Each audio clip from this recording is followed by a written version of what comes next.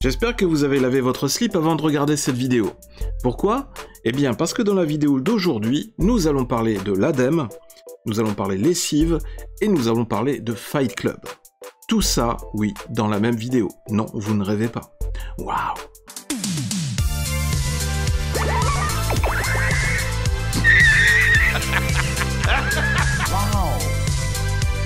C'est toute l'histoire de ma vie.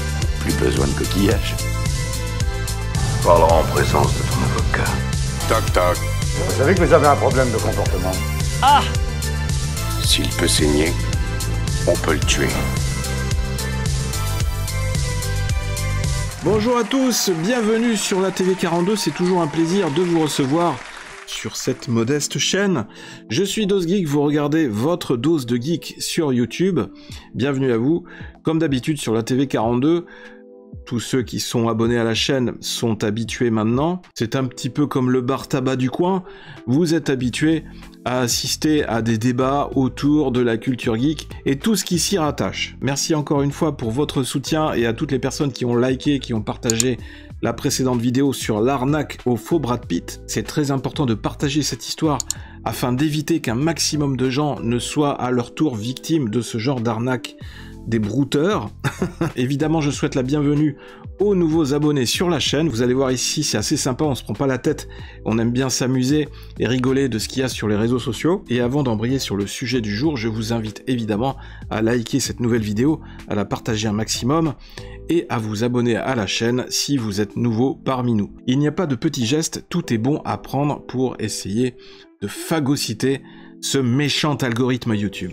Pourquoi j'ai parlé de slip dans l'introduction? Eh bien parce que nous allons aborder aujourd'hui le sujet de l'ADEME, l'Agence pour la transition écologique, qui vient de se fendre très récemment sur les réseaux sociaux de nouvelles publications pour inciter les citoyens français à adopter les bons gestes en matière de lessive, ou plutôt en matière de tenue vestimentaire, et combien de fois il est préconisé de porter les mêmes vêtements, ceci afin d'éviter le plus possible de faire des lessives, et donc dans une finalité de protéger la planète. Wow. Vu sur le compte X de Eric Klein, ouf, grand soulagement ce matin, l'ADEME m'autorise officiellement à enfiler un slip propre, merci de me guider dans ce choix de vie si complexe. Merci l'ADEME. Oui, vous allez voir, c'est quand même assez ubuesque. Donc apparemment, Eric Klein porte des sous-vêtements Calvin Klein, il doit être de la même famille. L'ADEME s'est fendu de cette publication. Le 31 janvier 2025, ça a été partagé par Le Parisien. Ça a provoqué énormément de réactions sur les réseaux sociaux et surtout sur X. Et vous allez comprendre très vite pourquoi. Écologie, combien de fois porter ses vêtements avant de les laver? Recommandation de l'ADEME, l'Agence de la transition écologique, basée sur le fait que les lavages trop fréquents ont un effet sur la pollution de l'eau et sur l'usure des vêtements. Donc heureusement, l'ADEME préconise de changer de slip une fois par jour. Par contre, les vêtements de sport, c'est un petit peu différent. Les vêtements de sport, on peut les porter jusqu'à 3 fois, ou 3 jours consécutifs, j'imagine, avant de pouvoir les laver. Donc merci la transpiration, tout ça. Transpirer est un phénomène naturel qui permet de réguler la température corporelle. La sueur est évacuée par les pores de la peau, les glandes apocrines, qui sont présentes dans les follicules pileux des aisselles et des organes génitaux, deviennent actives à la puberté. Leur sécrétion, très grasse, dégage une odeur en réaction aux bactéries présentes sur la peau. Ça pose pas de problème apparemment à l'ADEME si vous empestez la transpiration. Un top en coton, très intéressant, vous pouvez le porter pendant 4 à 5 jours consécutifs avant de le laver. Une robe, 4 à 6 fois avant de la mettre au lavage. Un soutien-gorge, vous pouvez le porter pendant au moins 1 semaine avant de le mettre à laver.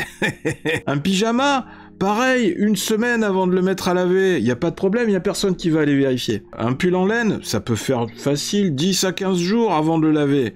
Et un jean, j'ai envie de dire 15 à 30 jours, peut-être même de manière illimitée, sans jamais le laver. Hélène qui réagit, « Oh punaise, je ne pourrai changer de soutien-gorge que le week-end prochain, mais si je le garde pour faire du sport, je peux le laver mercredi ?» Oh punaise. Eric Klein qui dit, « Non, erreur, vous n'avez pas compris qu'il fallait d'abord le mettre à l'envers. » Ah oui, il y a cette fameuse théorie de mettre les vêtements à l'envers. Ils sont capables de pondre cette recommandation en effet. Alors il y a aussi cette recommandation qui a été émise par l'ADEME, l'astuce, planter un slip pour vérifier la bonne santé de votre sol. Oui, ils ont osé. Et sans tarder, retrouvons Stéphane, qui fait ses étirements et marche d'un bon pas au cœur du bocage normand. Voilà.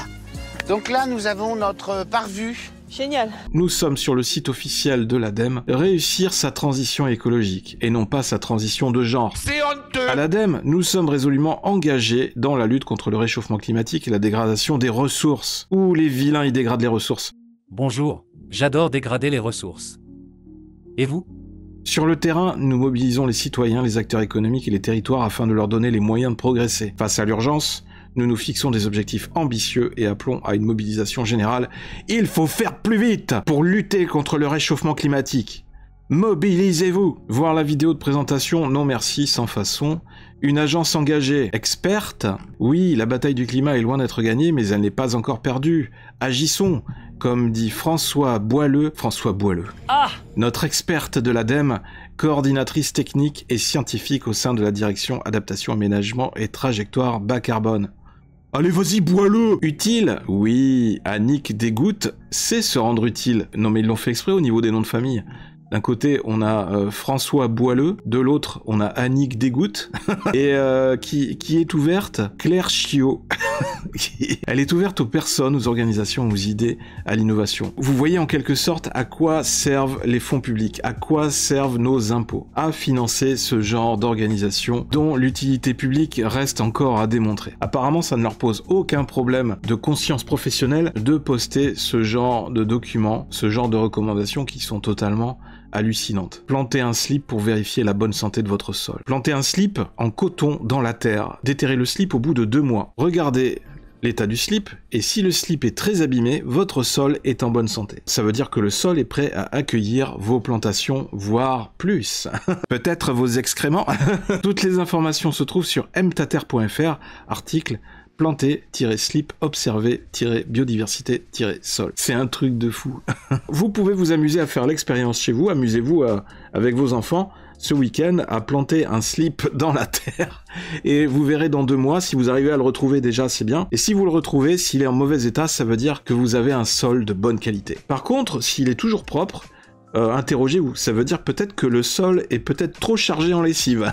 Et surtout, lavez votre slip uniquement s'il est vraiment sale. Recommandation issue du Grenelle du lavage organisé par l'ADEME avec toutes les ONG reconnues d'utilité publique dans le domaine. Des solutions pour diminuer l'empreinte eau de nos vêtements. Ne pas acheter trop de vêtements. 2. Faire durer le plus longtemps possible ces vêtements. Plus ils sont portés et plus leur empreinte sera faible. 3. Faire réparer ses vêtements dès que possible. Il serait dommage de se débarrasser d'un vêtement pour une couture défaite, une fermeture éclair à changer ou un petit trou dans le tissu. Saviez-vous que vous pouvez bénéficier d'un bonus réparation directement appliqué lors du paiement chez un réparateur? Saviez-vous que vous pouvez effectivement vous promener dans la rue avec la braguette ouverte, même si elle est cassée, ce n'est pas grave, c'est bon pour l'environnement. Avec l'asticot qui sort. 4. Ne lavez les vêtements que s'ils sont vraiment sales. C'est quoi ces gens qui lavent leurs vêtements quand ils sont propres? Franchement. Tu peux pas faire plus blanc que blanc. 5. Optez pour des vêtements en coton recyclé, en lin et en chanvre. Arrêtez de faire vos chochottes, certes, ça pique un peu, mais encore une fois, c'est bon pour la planète.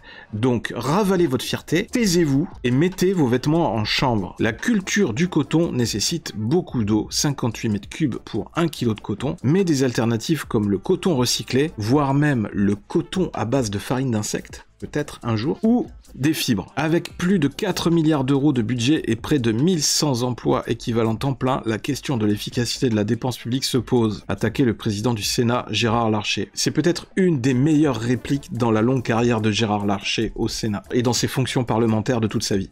4 milliards de budget et 1100 pingouins pour te dire quand changer de vêtements, effectivement. Plus de 1200 agences publiques en France, pour servir à quoi en vrai? Quel gaspillage d'argent public? Je pense qu'en tant que contribuable, on aurait le droit d'être encore plus exigeant au niveau des résultats et au niveau de l'attribution des fonds publics à ces organisations. Jusqu'où iront-ils? Aussi loin que vous laisserez faire. Un budget de 4,2 milliards d'euros et des moyens humains renforcés pour l'ADEME en 2024, agence de la transition écologique. On a l'impression qu'il travaille sur un préquel de gros dégueulasse. Sinon, tu le retournes envers endroit, ça prolonge d'1 semaine. Ensuite, tu le retournes devant, derrière, 1 semaine de gagné. Et pour finir, encore une fois, envers endroit, ça fait encore 1 semaine. Il y aura des traces un peu partout, mais ça justifie une lessive. Et tout ça avec notre pognon, 4 milliards de budget et 1000 salariés pour faire chier les Français et les entreprises avec des normes débiles sur l'environnement, le relais principal de l'UE sur l'environnement et les escrologistes. Dissolution, vite! Bravo, mais personne ne comprend notre notre combat. J'ai appliqué ces règles à la lettre et ma femme s'est plainte de l'odeur et des taches de gras. Marre de tes conneries, elle m'a dit. Je n'en reviens pas de découvrir au bout de 5 ans de relation qu'elle est climato-sceptique. Saleté de climato-sceptique, anti-vax, raciste. Je vais afficher cette liste au-dessus de mon lave-linge pour être sûr de ne pas être tenté par une frénésie de propreté. Une écolo dans toute sa splendeur. Je ne change ma culotte que 2 fois par semaine, je la retourne, sympa les nouvelles générations. Je change ma culotte 2 fois par semaine. Wow. Avant que vous commenciez à me juger, écoutez la raison de pourquoi je fais ça. Mais je juge pas. C'est pas une question d'hygiène, c'est juste une question d'organisation. Je vais vous expliquer comment je procède. Le lundi et le mardi, je la mets normalement. Le mercredi, je la retourne. Et le jeudi, je fais exactement la même chose. Du coup, le vendredi, je la change pour le week-end. Au moins, j'utilise que 2 culottes. Donc ça veut dire, je lave moins, j'utilise moins d'eau et surtout, j'utilise moins d'électricité. Donc je préserve l'environnement et tout ce qui s'ensuit. Donc c'est une bonne chose pour tout le monde en fait. Dites-moi si vous aussi vous êtes comme moi à changer votre culotte que 2 fois par semaine, mais je trouve que c'est la bonne solution. En vrai, l'électricité elle coûte beaucoup trop cher de nos jours, donc mieux vaut pas se laver. En plus, quand il y a une bonne odeur là, vous voyez l'odeur là, c'est trop bien. Je sais pas ce que vous en pensez les garçons. Est-ce que vous préférez une meuf qui change sa culotte tous les jours, qui sent bon, ou une meuf qui la garde plusieurs fois et qui a une bonne odeur savoureuse? Une bonne odeur savoureuse. Oh my god! Vous avez compris le délire? Levez la main dans la salle, qui est pour une bonne odeur savoureuse? Qui préfère la bonne odeur de la propreté? Moi, c'est vrai que des fois les odeurs corporelles, ça fait partie aussi de la relation. Dans une relation de séduction, il y a les hormones qui jouent, il y a des odeurs et tout ça. Mais à un moment donné, faut pas non plus exagérer, faut pas pousser tout ça à l'extrême. À ce moment-là, qu'elle aille au bout du délire, qu'elle se laisse pousser les poils sous les aisselles, qu'elle se laisse pousser la moustache, etc. J'ai pas cru voir plante ton slip. Oui, je crois que en fait cette vidéo sera dédiée à la fête du slip. Salut à tous, c'est Marcus, je tenais à vous souhaiter à tous une très bonne fête du slip. Voilà où l'escrologie punitive veut arriver. Hashtag vous n'aurez plus rien. Surtout n'oubliez pas qu'à la Saint-Valentin, pour les bobos écolos, désormais c'est 7 culottes par soutif. Vous avez de la chance, moi je dois attendre encore 15 jours avant de changer mes chaussettes. Ça sert à quoi un slip? Ne pas en mettre, c'est tellement mieux. On se sent en toute liberté. Le 1 à 3 fois après le sport, ok, mais le jean au bout de 15-30 fois est un nid à bactéries avec des champignons, sauf si tu le portes dans le désert du Sahara. Ouais, c'est pas faux. L'ADEME préconise le slip réversible. N'oublie pas de faire tamponner ta carte de port de slip. L'ADEME, c'est pour sauver la planète. 4 milliards d'euros de budget en 2023, c'est pour répondre à l'inflation. Regardez depuis 2010 de combien a explosé le budget de l'ADEME pour atteindre en 2023 4,2 milliards d'euros. Et je n'ose même pas imaginer de combien il est aujourd'hui en 2024, voire 2025. C'est un scandale. Ça donne un peu l'impression de l'hiver dernier, fin 2023, où on avait les politiques du gouvernement Macron, Bruno Le Maire en tête, Elisabeth Borne, qui se montraient allègrement durant les directs à la télé, avec un joli pull à col roulé pour dire aux Français « Oui, c'est l'hiver, les tarifs de l'électricité ont augmenté, ça ne sert à rien d'augmenter la température de la maison, mettez plutôt un pull à col roulé pour vous réchauffer. » L'ensemble des fournisseurs d'énergie ont pris aujourd'hui 3 engagements importants pour les PME. Le premier engagement, c'est de faire figurer dans la facture de janvier, qui sera émise dans le courant du mois de février, le bénéfice de l'amortisseur qui pourra représenter en moyenne une réduction de 20% du prix de la facture. On est tellement dans le futur en France. L'ensemble des agences gouvernementales ont vu leur budget augmenter depuis 6 ans. Elles nous coûtaient 20 milliards en 2018, mais 85 milliards en 2024. Plus 65 milliards de pillage d'argent public. Ces agences sont inutiles, néfastes et coûteuses. Stop. On vient là peut-être dans cette vidéo d'identifier de nouvelles agences publiques qui sont financées avec nos impôts pour ne servir à rien et qui donc quelque part contribuent à creuser la dette publique. Depuis 20 ans, la gauche a pillé l'économie et donné tout le fric aux intermittents, aux migrants et aux Khmers verts. La bonne nouvelle, c'est que l'économie est quasi morte et que l'argent gratuit des autres touche à sa fin. L'austérité et le manque de moyens en chiffres. Dépenses des administrations publiques en milliards. Plus 636 milliards d'augmentation en 20 ans. Plus 76% d'augmentation des moyens. Ajoutons la taxe carbone World Economic Forum, le montant me pique les yeux, la migration doit être payée, non? Et les crapules de l'UE aussi. Les crapules de l'Union Européenne, on est d'accord. Les revenus annuels de la taxe carbone en 2023 qui tournent autour de 104 milliards de dollars. Wow. Je vous rappelle que cette fameuse taxe carbone qu'on nous fait payer sur nos achats de différents produits, cette taxe carbone, c'est une vaste escroquerie. Et là, on voit ce que ça rapporte annuellement. Ce qui nous amène naturellement au film Fight Club. Pourquoi le film Fight Club ? Pourquoi faire ce lien? Eh bien, tout simplement parce que Fight Club, quelque part, ce film parle aussi de minimalisme et d'hygiène douteuse.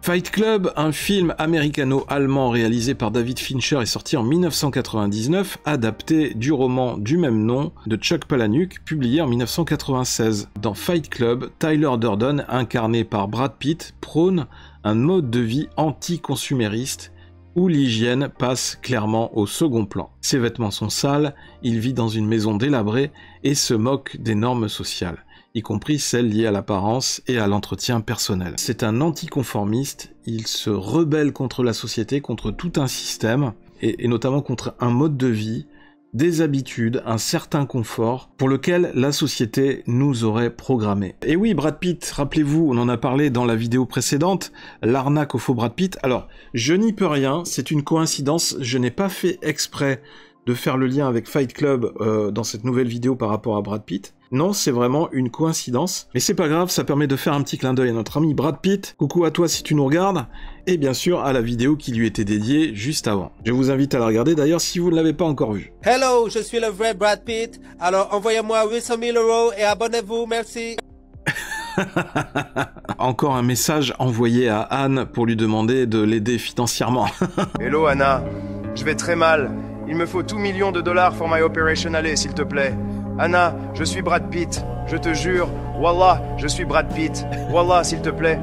Please, vraiment Anna, il faut que tu m'aides juste 2 millions. Zerma, tu vas pas accepter pour moi Brad Pitt. Anna, je vais mourir. Ah! Coucou ma petite beauté des îles. Pour les 800 000 €, les docteurs m'ont dit qu'ils prenaient la crypto, si jamais. Non mon Bradou, ok, je t'envoie ça direct. Et c'est quoi cette maladie qu'ils t'ont trouvée? Cancer des couilles. Oh non mon chou. Phase critique terminale. Et pour ce rôle dans Fight Club 2, c'est toujours bon pour moi? C'est toujours ok? Oui bien sûr ma oh putain de merde, c'est quoi ça? Mais c'était qui? C'est ton docteur? Non mon petit lapin à sucre d'amour, c'est sûrement des interférences magnétiques parce qu'il commence à opérer mes grosses couilles. Oh d'accord, courage mon Bradou. Énorme, énorme. Très fort Brad Pitt, très fort. Un grand acte. Mais revenons à Fight Club, un film produit par la Fox, 139 minutes, un thriller psychologique. Le film a pour acteurs principaux Edward Norton, très grand acteur aussi, Brad Pitt et Helena Bonham Carter, une très grande actrice également. À sa sortie, Fight Club est un échec commercial aux États-Unis, mais réalise de meilleures recettes au niveau international. Il reçoit des critiques très contrastées de la part de la presse qui se déchire à son sujet en raison des multiples interprétations pouvant être faites et demeure l'un des films les plus controversés des années 90. Cependant, le succès commercial vient lors de la sortie du film en DVD, il est depuis considéré comme un film culte. C'est vrai que c'est un film qui est assez violent et qui peut choquer, mais c'est aussi un film qui marque, parce que en fait il apporte une vision particulière de la société dans laquelle on vit, la société de consommation, et il délivre un message sur la société qui est très clairvoyant. Dans la façon d'apporter le message, de le délivrer, et aussi de décrire tout ça, d'aborder le sujet, ça me fait penser un peu aussi à un film comme Matrix, qui est dans la même optique de dénoncer tout un système, ou de dévoiler tous les travers de la société dans laquelle on vit, et comment elle programme les gens pour alimenter en permanence cette matrice. Oui, mais vous allez me dire, DosGeek, quel est le lien avec l'ADEME? Eh bien, si on suivait Tyler Durden, on pousserait encore plus loin les recommandations écologiques en bannissant complètement la lessive et les douches. Fight Club, ce film de 1999 réalisé par David Fincher, il met en scène l'acteur Edward Norton qui joue le rôle d'un employé de bureau insomniaque et frustré par la société de consommation. Il rencontre Tyler Durden, incarné par Brad Pitt, un homme mystérieux et très charismatique qui s'avère en réalité être un anarchiste aux idées très radicales. Ensemble, ils vont fonder un club clandestin de combat à main nue qui évolue peu à peu en un mouvement révolutionnaire chaotique, le Fight Club. D'ailleurs, le film brille aussi par des répliques qui sont devenues cultes, comme notamment cette fameuse réplique. La première règle du Fight Club, c'est « il est interdit de parler du Fight Club ». Et la deuxième règle, il est interdit de parler du Fight Club. Et la troisième règle, il est interdit de parler du Fight Club. David Fincher et Chuck Palahniuk ont vraiment voulu insister sur ce côté secret et clandestin. Ce qui est ironique, puisque Fight Club, c'est devenu, avec le temps, l'un des films les plus discutés et analysés de la pop culture. Pourquoi ce film est devenu culte ? Eh bien, tout d'abord parce qu'on a un scénario captivant, avec un twist final qui est monumental. D'ailleurs, je ne vous le révélerai pas dans cette vidéo, c'est pour vous inviter à découvrir le film si vous ne le connaissiez pas encore, ou alors à le redécouvrir, ça fait jamais de mal de regarder une nouvelle fois un vieux film. C'est un film culte parce qu'il donne une critique féroce du consumérisme et de l'aliénation moderne, c'est-à-dire cette façon dont l'être humain se retrouve en quelque sorte dépendant des objets qu'il possède. On a également des dialogues mémorables, dont notamment les fameuses répliques cultes dont je vous ai fait part juste avant, et aussi cette phrase choc assénée par Tyler Durden lors d'une discussion dans un bar. Les choses que tu possèdes finissent par te posséder. Dans ce film, on a également une autre clé du succès qui est un Brad Pitt iconique et un Edward Norton au sommet. Un Brad Pitt qui est d'ailleurs en très grande forme physique, avec un corps affûté, spécialement pour le film, et qui brille littéralement dans les combats clandestins du Fight Club. Pour finir, ce film est devenu culte par une esthétique sombre, et un montage nerveux typique de Fincher. Pour revenir à Tyler Durden, ce personnage charismatique, on pourrait dire qu'il serait probablement 100% en accord avec l'ADEME sur le principe de moins laver ses fringues et de limiter la consommation, mais d'un autre côté, il serait aussi fondamentalement contre toute organisation étatique ou toute forme de discours officiel. Dans le film, Tyler rejette la société de consommation et l'obsession du matériel. Pour lui, acheter des fringues de marque, avoir un appart Ikea bien décoré et se soucier de son apparence, c'est une illusion. Il prône un retour à un mode de vie minimaliste et brut. Parce qu'en fait, il pense que le mode de vie que nous adoptons dans cette société de consommation, c'est un peu le piège du confort. Ça a tendance à fragiliser l'être humain. Et donc un individu qui est fragilisé, il est plus facile à contrôler par le système. Alors que si on revient à un système minimaliste, plus brutal,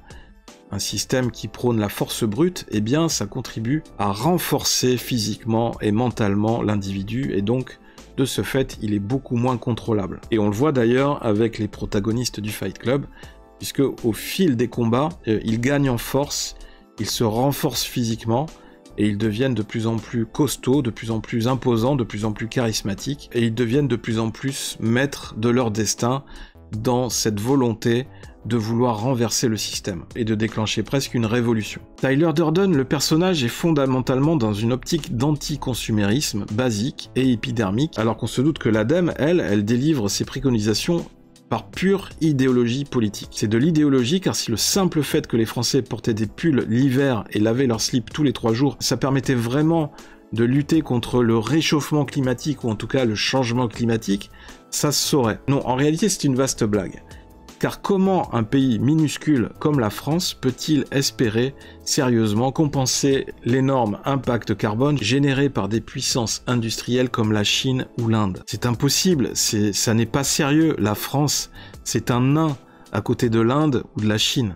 Les membres du Fight Club adoptent rapidement un mode de vie plus roots, vêtements usés, absence de confort, il n'y a plus besoin de répondre à des codes particuliers, une apparence négligée qui colle avec leur rébellion contre la société. Tyler lui-même est souvent mal rasé, crasseux et en chemise délavée. Et pour revenir à l'ADEME encore une fois, et si on allait jusqu'au bout du délire, finalement une question se pose. Entre laver ses fringues une fois par semaine et finir par ressembler à un combattant du Fight Club, où se situe la limite de l'hygiène écologique? Alors j'ai une petite anecdote par rapport au film. Par exemple, pour se glisser parfaitement dans la peau du rebelle Tyler Durden, Brad Pitt avait décidé d'aller jusqu'au bout du réalisme en se faisant casser une dent. Et il aurait refusé de la faire réparer avant la fin du tournage. En réalité, il avouera que sa dent était déjà un peu abîmée avant le film, mais pour rendre son personnage encore plus authentique, il avait demandé à son dentiste de ne surtout pas la réparer avant la fin du tournage. Il voulait vraiment ressembler à un type qui passe son temps à se battre et qui ne se soucie pas de son apparence physique. Bref, on retiendra le message radical de Tyler dans Fight Club qui prend tout son sens dans le film, surtout en tant que modèle de société. Se détacher du superflu pour retrouver un sens à sa vie. Même si le film montre bien que son idéologie vire à la folie, il y a quand même une leçon à tirer de tout ça. En quelque sorte, on surconsomme sans même s'en rendre compte.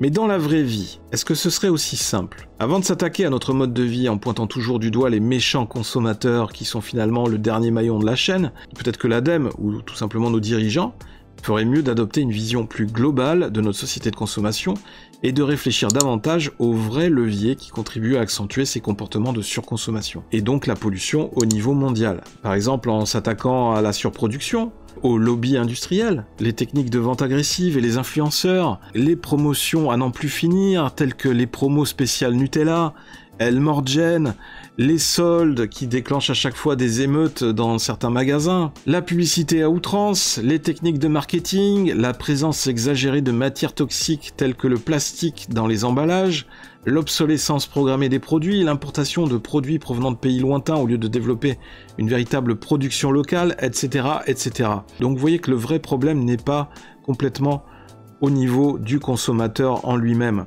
Non, il y a toute une chaîne. On a l'impression que les parlementaires, ou en tout cas les dirigeants politiques, n'osent pas vraiment s'attaquer au cœur du problème, en l'occurrence les acteurs principaux de cette chaîne de la consommation, puisque évidemment s'ils y touchaient, ou s'ils fragilisaient un de ces maillons, eh bien ça fragiliserait toute une économie, et quand vous fragilisez une économie, eh bien ça affecte tout un pays, ça peut même le foutre par terre. Alors, est-ce que l'ADEME devrait plutôt s'inspirer de Fight Club pour ses conseils zéro déchet? Peut-on réellement sauver la planète en changeant juste notre caleçon tous les jours? Faut-il prendre la blague au sérieux ou faut-il une vraie remise en question de notre mode de vie ou plutôt de notre société? Je pose la question, vous pouvez répondre dès maintenant par oui ou non en tapant 3637 sur votre téléphone et nous verrons les résultats d'ici quelques minutes. Non, je rigole bien sûr, ne vous précipitez pas, c'était une blague. Bien joué. C'est assez bien fait, ça m'a plutôt fait rire. Quelques avis d'internautes sur le film Fight Club. Vous savez que j'aime bien aller sur le site Sens Critique pour avoir des analyses très pointues. Là, vous avez le casting du film. Edward Norton, Brad Pitt, Helena Bonham Carter.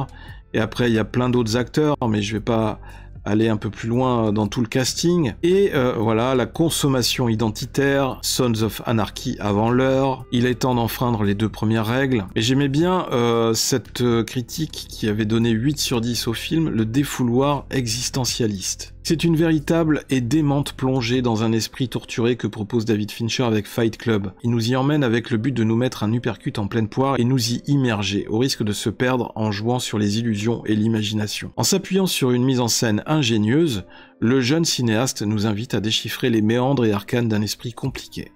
Il ne fait pas dans la gratuité et nous y entraîne avec un vrai brio. Il s'appuie pour cela sur une écriture de qualité, tant dans les personnages tous intéressants, et un minimum complexe que l'avancement dans les arcanes de cet esprit ou les dialogues. Ceci rythme le film, les joutes verbales sont nombreuses, souvent bonnes, et surtout piquantes et agressives à souhait, toujours en adéquation avec la mise en scène. Il propose un portrait à la fois triste et drôle d'un commercial insomniaque, totalement malade, et son esprit, sujet d'ailleurs à différentes interprétations, rencontrera d'autres personnages et vont tous former un ensemble corrosif à souhait, mais surtout fascinant. Derrière ces tableaux, il met aussi en scène certaines idées philosophiques et politiques, se rapprochant de l'esprit nietzschéen, puis nihiliste. Il en profite aussi pour critiquer le mode de vie de l'humain à l'aube du XXe siècle, ce qui ne s'est pas du tout arrangé avec le temps d'ailleurs. L'atmosphère est sombre et crade, sublimée par un décor urbain où l'on enchaîne des caves, des maisons qui ne tiennent plus debout, ou encore des nuits marquées par la fumée de cigarettes, mais aussi par la bande originale des Dust Brothers. Fincher nous y immerge et dirige avec grand brio ses comédiens, à l'image d'un Edward Norton fuyant son triste quotidien pour les combats clandestins,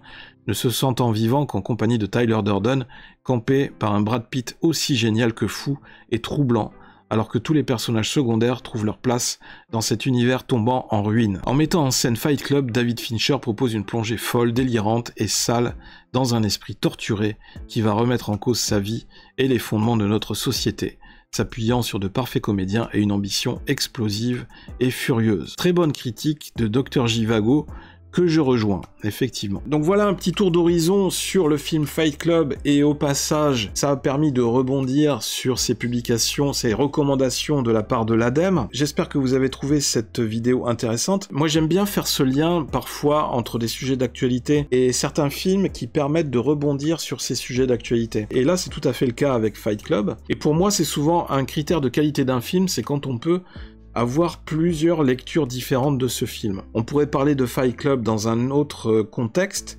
pour aborder un autre sujet de société. Mais aujourd'hui, dans cette vidéo, Fight Club nous a permis d'aborder la question de l'hygiène, la question des recommandations en termes de salubrité, de propreté, de santé publique, au travers des recommandations de l'ADEME qui peuvent paraître complètement absurdes, incohérentes, voire infantilisantes. Mais est-ce que quelque part ce n'est pas une métaphore de la société dans laquelle nous vivons aujourd'hui?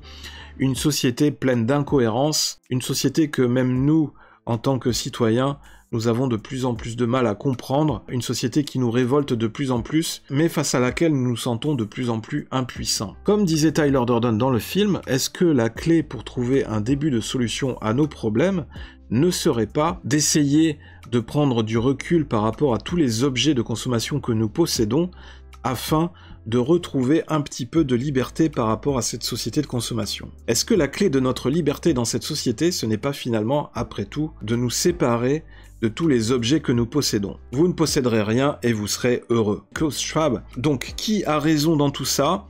Où trouver la juste mesure entre toutes ces idées? Peut-être que vous avez la solution et peut-être que vous souhaiterez la partager dans les commentaires de cette vidéo, donc je vous invite à échanger, à participer au débat dans les commentaires en dessous de cette vidéo. Bien évidemment, je vais poster tous les liens dans la description de cette vidéo afin que vous puissiez revenir sur tous les points que j'ai évoqués dans cette vidéo.